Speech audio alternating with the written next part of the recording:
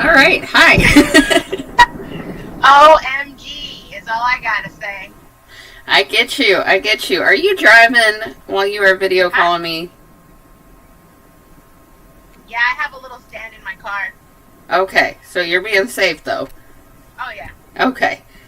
All right. So we are going to kick off week 2 of our Real Talks with Real Moms. And this week we're talking to Niccole.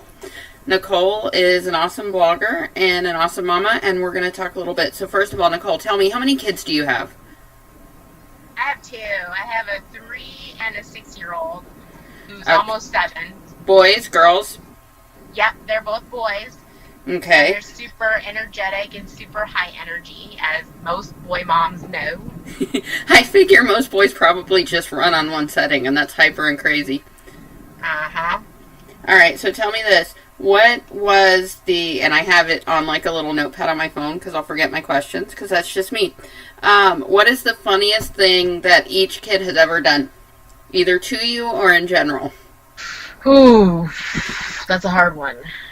Ooh. Like, funniest thing? Probably my 6-year-old telling me that I had to get a job because I couldn't afford a Happy Meal for him.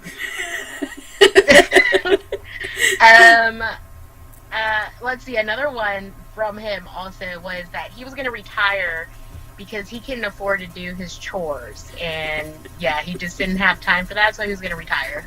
That sounds about right. That sounds like something a boy would do. I'm like, you haven't even worked a day in your life, boy. Like, chores are the struggle, man. Telling you.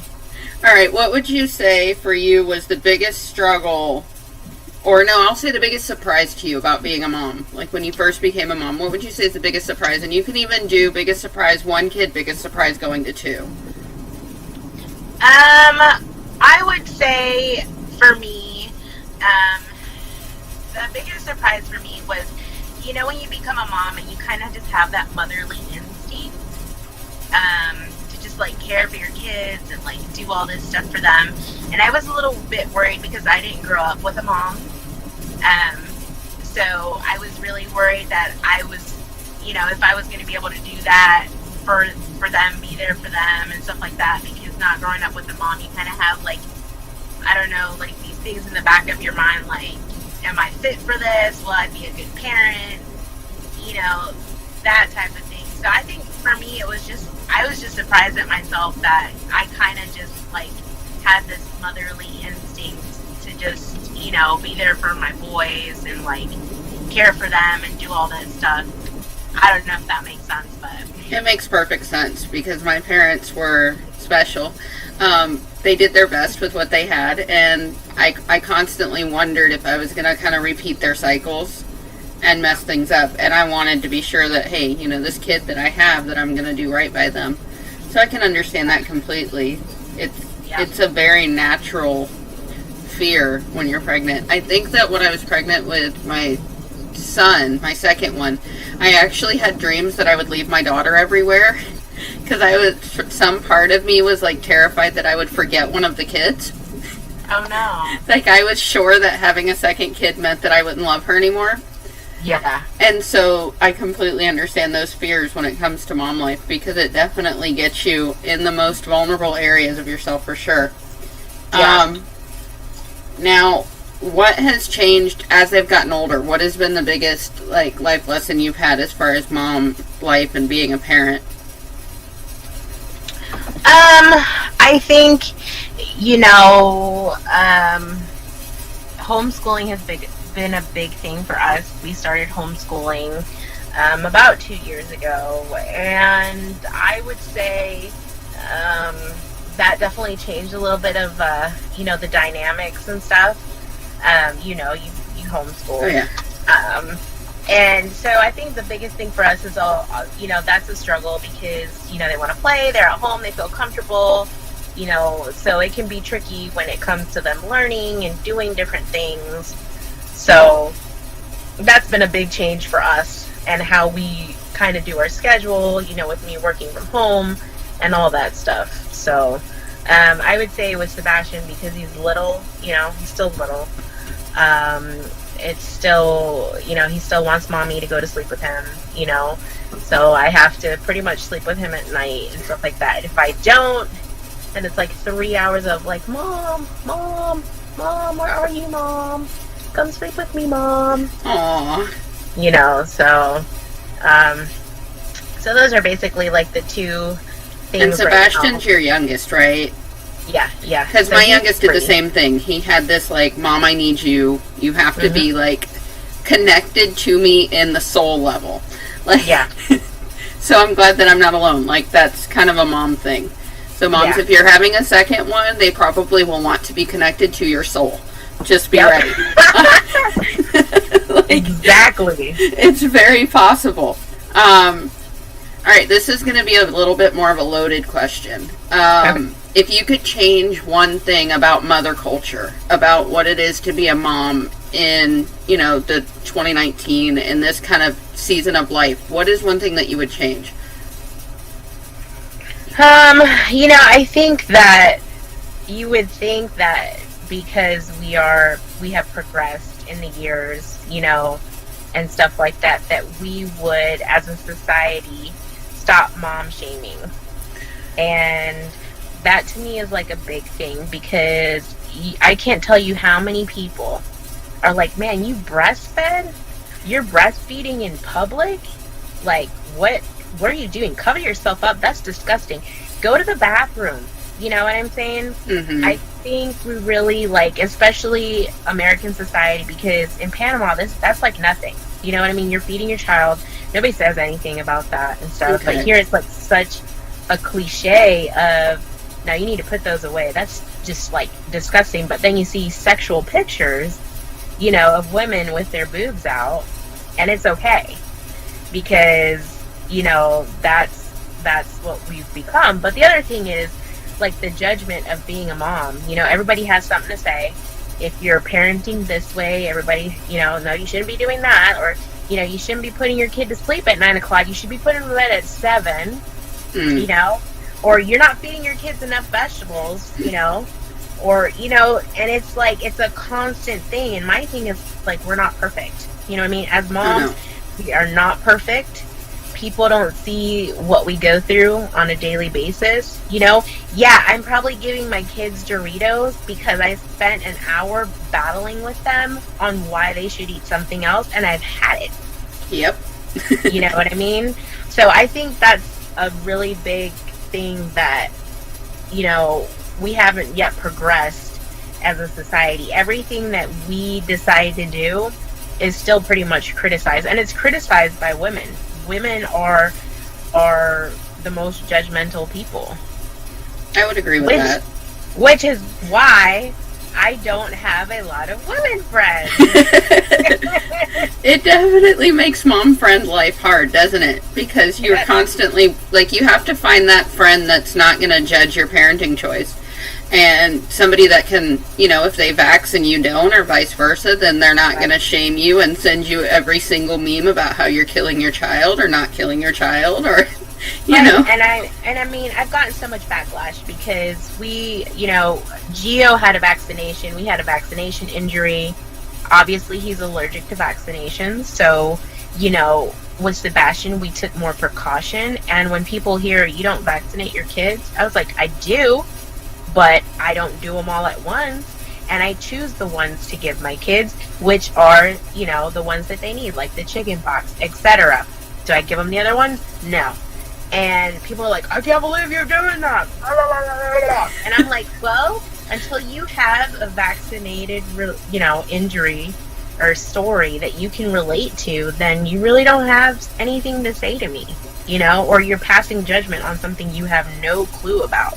Isn't it that, though, that we all kind of have this mentality as moms, and I mean, we've all fallen into the trap of it, of, I haven't been through that, so that makes no sense to me, so I'm going to judge that. And until you kind of walk it, you don't really understand, because postpartum depression to me made no sense to me. Before I had kids, I was like, oh no, you just had a baby, and you're just being a little crazy. But after I had my daughter, I was like, oh no, this is real, and this sucketh. Like, some of it you almost have to walk through to understand or to empathize. Would you agree? I mean, I think to some extent, like, I always try, when I hear somebody's story or something, to kind of put myself in their shoes and be like, what would I do in that situation? Or I try to, have like that gray area where I'm not like, man, it's like this, and no, it's not like that, That makes sense. I don't know what that person or what that mom's been through. I don't know what that person has been through. And so I always try to kind of, anytime I go into a conversation, whether it's religion, whether it's education, anything like that, political, I always try to be like in between, where I'm like, I can see that, I can see why you would think that, but this is why I think this. And it opens the conversation a little bit more, that people are like, oh, I didn't see it like that, or, and yeah, we definitely need more of that, especially in the mom community, Just open discourse and honest talk without judgment. Oh yeah, because I mean, you like go on Instagram and you see some of these moms that like having babies, they got makeup on. I was like, child, no, no, that didn't happen. No, oh no. I don't wear makeup on a normal day. I'm not wearing makeup after I've been through the 6 levels of hell. It's not happening. Exactly. All right. What would you say for you has been the hardest part of being a mom?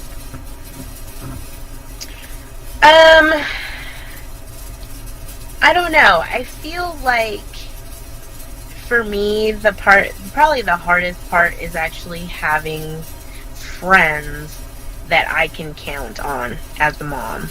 Okay. I wouldn't really say like that my kids are an issue, because they're not. I mean, that's part of parenting, that's part of being a mom.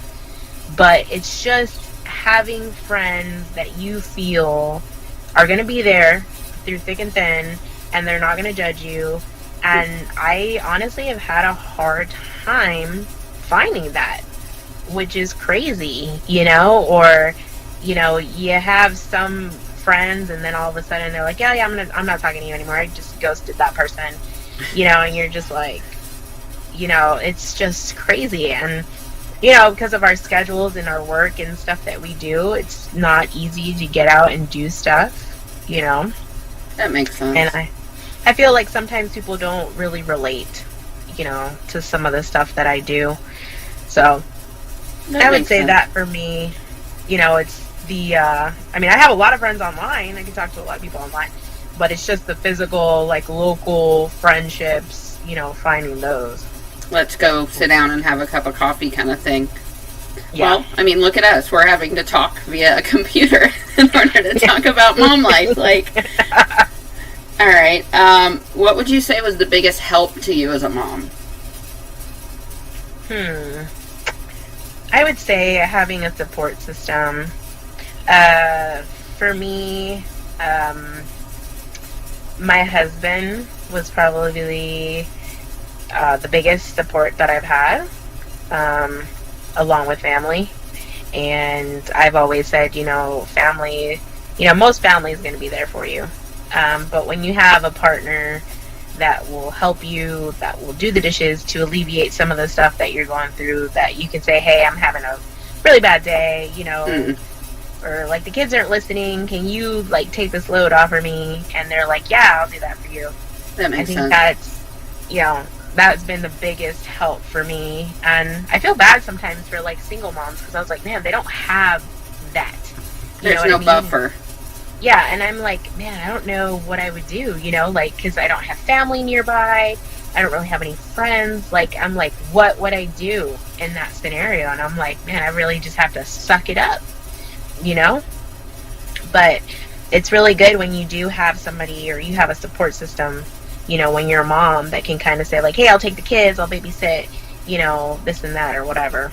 Especially when you work. You're going to need those times when you can go deal with work stuff and kind of step away from being mom for a few minutes. Yeah, kind of like now. I was like, man, I need to go exercise. Sounds like, yep, go to your Zumba class. I was like, yes! Run away. Run fast. All right. If you could give one piece of mom advice, what would it be? I would say never let anybody tell you, you're doing something wrong. We all are different. We're all created different. We're all going to do things differently. I think that people can give you opinions and give you input, but ultimately, you know what's good for you and your family. You know what's good for you and your friends. And it's good to bounce off ideas off of other people, but always stick to what you think is going to be good for you, regardless of what other people say. You know, it's like stay true to who you are. That makes sense. So, my last question, and I think you'll have the most fun with this one. So, if you guys don't know, Niccole is actually a blogger and an influencer in multiple spaces. And what I want you to do for a minute before I sign off, let people know where you blog, where they can find you, and what you write about. So, my blog is The Creative Stay-at-Home Mom, and if you haven't guessed, yeah, I'm a stay-at-home mom. And it's thecreativesam.com, and I kind of talk about lifestyle, but I do talk about parenting, you know, different topics, you know, health, fitness, a little bit of everything. And just recently started like a chat with a couple other ladies about Disney and stuff like that. So it's kind of cool. You know, me and Megan also do Disney stuff, so we get to de-stress a little bit once in a while and take the kids and the fam out to Disney and do stuff like that. So where can people find your Disney chat? If you go on Facebook, it's WDW Event Chats, and I do it with 4 other ladies. We do it every Wednesday night at 8:45 p.m. So you guys can come check it out if you're interested. If you love Disney, make sure to hop over there because she has a lot of fun with them. Like, they cut up and they laugh a lot. But other than that, we're going to let her go enjoy her Zumba class, and you guys have an amazing day. Thanks, guys.